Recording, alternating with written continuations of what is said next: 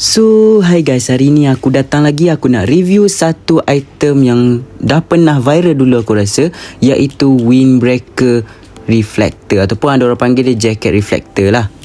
Aku rasa jacket ni sangat-sangat famous di kalangan rider yang selalu buat grab malam ke, ataupun selalu ride malam ataupun pagi-pagi kan berkabus. Memang famous dekat diorang. Jadi kalau kat sini korang boleh tengok material dia punya kain tu tak terlalu tebal dan tak terlalu nipis. Jadi just nice untuk kita pakai baju dekat dalam, so tak terlalu panas. Jadi sesuai untuk rider lah.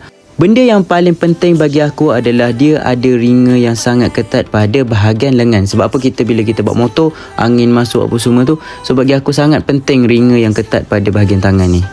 Selain daripada tu, apa yang aku suka sangat pasal windbreaker ataupun jaket ni, sebab dia ada poket kiri kanan siap zip tau korang. Dan poket dia tak terlalu dalam dan tak terlalu ke depan. Jadi just nice untuk korang letak wallet ataupun phone buat sementara.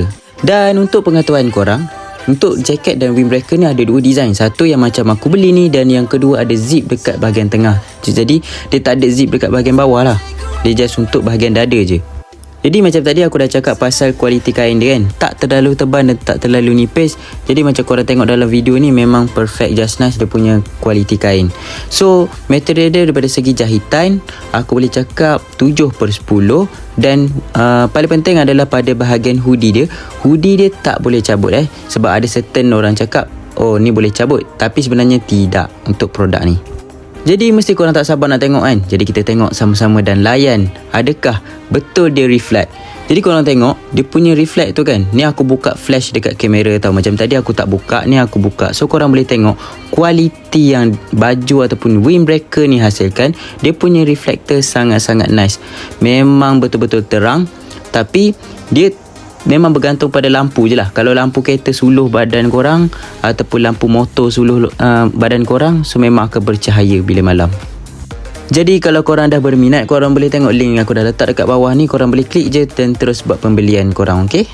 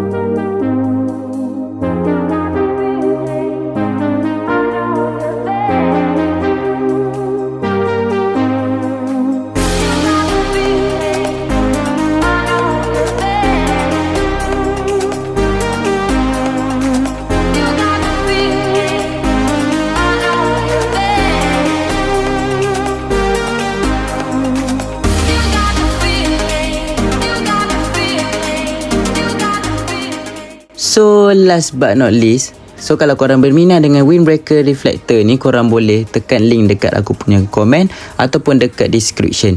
So bye guys.